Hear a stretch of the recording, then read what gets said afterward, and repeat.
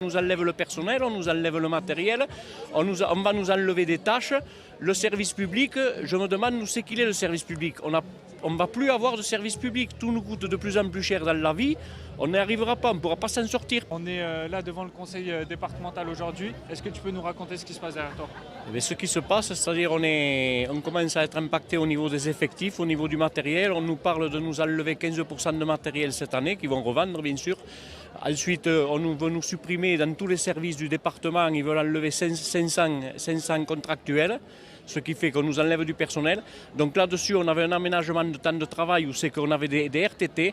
Ils nous parlent de nous enlever jusqu'à 12 RTT, nous faire travailler 10 minutes de plus tous les jours pour faire la permanence, pour pallier justement à ces 500 personnes que l'on va enlever. Pendant 12 jours, il y a des personnes qui vont prendre des véhicules, qui vont polluer, à qui ça va coûter encore plus cher pour venir travailler tous les jours, et ils vont mettre 500 bonhommes sur la paille. À qui des personnes à qui on avait garanti pratiquement une embauche, une titularisation au bout d'un an s'ils faisaient l'affaire. Et maintenant, on dit à tout le monde, on s'en va. Donc on nous enlève le personnel, on nous enlève le matériel, on va nous enlever des tâches. Le service public, je me demande où c'est qu'il est le service public. On ne va plus avoir de service public, tout nous coûte de plus en plus cher dans la vie. On n'y arrivera pas, on ne pourra pas s'en sortir parce que pour pouvoir continuer à entretenir nos services, nos écoles, nos routes et tout ce qui s'ensuit, il va falloir aller chercher quelqu'un d'autre, demander d'autres services et ça nous coûtera encore plus cher à nous et à tout le monde.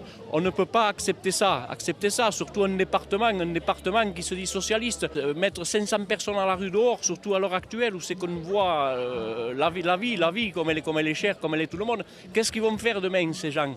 Veille de Noël, on leur dit là, les mecs, ils sont en train de pleurer. Ils sont en train de pleurer, c'est pas de la rigolade. Moi, ça fait 33 ans que je suis à la fonction publique, que je suis pas au département parce qu'on vient d'intégrer le département.